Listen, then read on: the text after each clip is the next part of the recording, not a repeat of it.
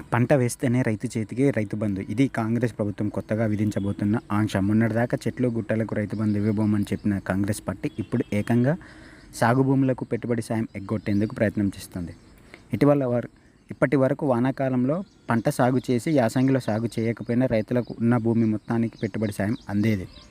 కానీ వానాకాలం సీజన్ నుంచి మొత్తం భూమికి రైతు బంధు రావడం కష్టమే. ఎందుకంటే రైతులకు పెట్టుబడి సాయం ఆంక్షలను ప్రభుత్వం సిద్ధమవుతుంది. ఇకపై పంట సాగు చేసే ప్రణాళికంగా రైతులకు రైతు బంధు సాయం అందించనుంది. అంటే సీజన్ ఏదైనా రైతు పంట సాగు చేసిన భూమికి రైతు బంధు ఇవ్వనుంది. అందుకోసం రిమోట్ సెన్సింగ్తో పాటు ఇతర టెక్నాలజీలతో పంట సాగు చేసిన భూమికి లెక్క విధించనుంది. ఈ సర్వేలో రైతు పంట చేసినట్లు చూపితే ఆ రైతుకు పెట్టుబడి సాయం అందించనుంది, లేదంటే పెట్టుబడి సాయం అందించదు.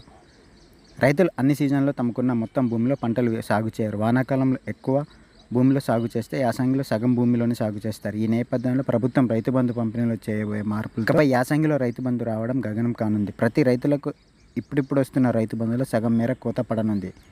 వానాకాలంలో 1.26 కోట్ల ఎకరాల్లో పంట సాగు చేస్తే యాసంగిలో 66 లక్షల ఎకరాలకే పరిమితమవుతుంది. అంతే మొత్తానికి రైతు బంధు అందుతుంది. అంటే రైతులకు వానాకాలంలో 1.26 కోట్ల ఎకరాలు జమ అయితే యాసంగి వచ్చేసరికి 66 లక్షల ఎకరాలకి పెట్టుబడి సాయం అందుతుంది. ఈ లెక్కన యాసంగిలో 60 లక్షల ఎకరాలకు రైతు బంధు కోత పడనుంది. అంటే సగం భూమికే రైతు బంధు అందనుంది. అంటే ఏ సీజన్లో పంట సాగు చేస్తే ఆ భూమికే రైతు బంధు ఇవ్వాలని కాంగ్రెస్ ప్రభుత్వం ఆలోచన చేస్తున్నట్లు సమాచారం.